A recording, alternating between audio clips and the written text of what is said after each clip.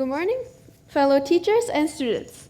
In a world full of color, our life is the canvas and we are the painters.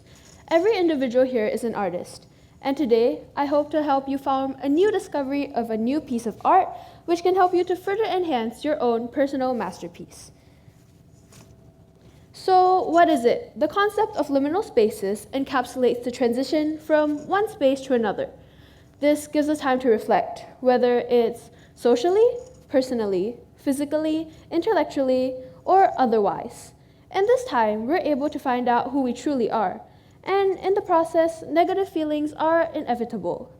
Of course, in our fight or flight response, our first move is to run away from these emotions. However, this is not always the case. What we should do is to find a viable way in order to healthily release our emotions. So today, I hope to break the barrier between where you are here now and where you aspire to be in the future. So today, I will be talking about the art of self-expression through the power of words. Now, self-expression, what is it? Self-expression is a form of unleashing your feelings and your personality. Personally, I feel it is the most passionate form of art. So how do we define art? Art can be interpreted from a multitude of perspectives. Art is basically any diverse range of human activity which is able to produce any sort of emotional or conceptual expression. I hope to inspire you all today to embrace your individuality and discover your own personal modes of self-expression. Now, this would be different for everyone, seeing as though we all have our different thoughts, beliefs, behaviors, and feelings. So, any way you choose to self-express will be your own most valuable way to do so. However, no matter who we are, what we are, it is very vital we're able to find a healthy place to let these feelings out. So, what are the benefits of self-expression? Self-expression is an emotional release which is able to let out any negative feelings that we may build up over time. Now, this may be stress, trauma, anger, or frustration. And sometimes we don't even know that it's there. So, in successfully achieving self-expression, we will be able to nurture the essence of our soul and mind. We'll also be able to attain full satisfaction and maximize our achievements in life ultimately. However, with today's societal expectations, we all face the struggle of acting in idolized ways rather than authentic ways. So this is where it is how we are versus how we wish to be perceived. And in this case, we already have predetermined mindsets of society of what is deemed normal or a trend, which we all tend to lean towards. Social media has significantly added on to this burden, where unrealistic and exaggerated views have been formed by the curators and communities of these apps, which generate one expectation after another.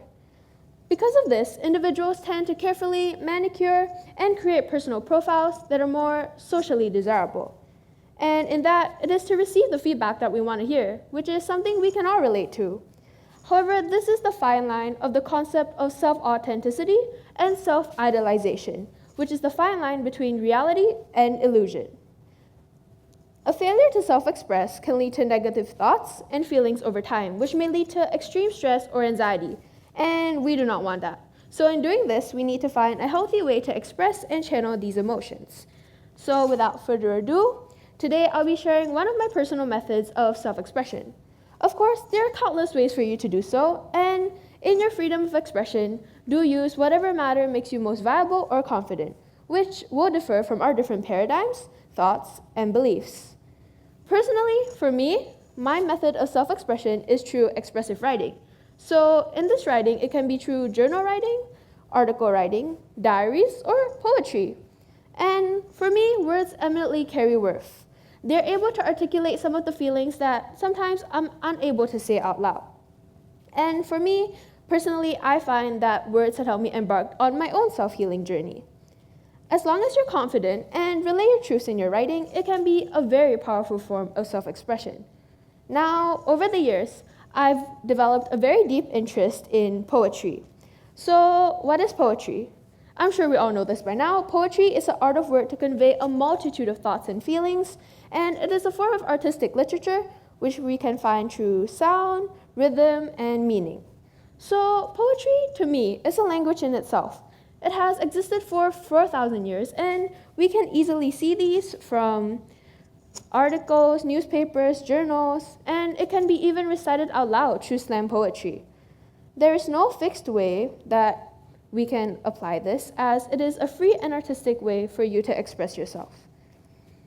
This free way makes it more widely effective, and just like that, I myself have written a few poems. These range from my personal thoughts to just some mere observations I see in life every day. In my case, my most common use of writing as self-expression is towards memorable or random events that I encounter, usually the latter. So here are some poems that I've written, and these are some of my older works. So the one on the right is one that I wrote about 5 years ago when I first saw snow in Korea. So here's how it goes. Winter, and there it was. The first time I saw snow. The animals have run to their burrows, and I see snowflakes blow past me like subtle little pillows. So to me, the sight of snow in itself was very enchanting to the eyes of a 12-year-old, of course, and my idea of animals running to their burrows have been heavily inspired from my Alice in Wonderland fantasies. Now, to this day, I feel that snowflakes are still one of the most magnificent things I've seen in my life. And this poem brings back nostalgia to me. And nostalgia is a way that we can reflect and think of things that meant something to us, and serves as a memento or irregular kind of diary. So this kind of reminds me, we have been restricted from traveling from a really long time, and this is because of COVID. So speaking of COVID, the poem on the left is a poem that I've written in quarantine about 2 years ago, and I discovered that quarantine had made me become more hyper-aware of my surroundings.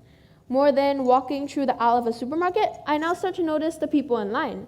So here's how this one goes. Supermarket.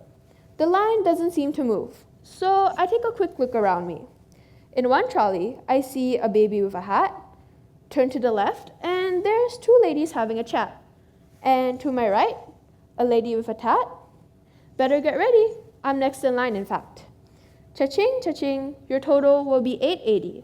So you see, poems can really be about anything you put your mind to, whether it's about what you saw that day, how you felt, or how the sky seemed a little less blue than yesterday. Your interpretation of things is art in itself, and is uniquely expressed through your individual writing styles and techniques. And after a while, poem writing and these concepts come to you really naturally.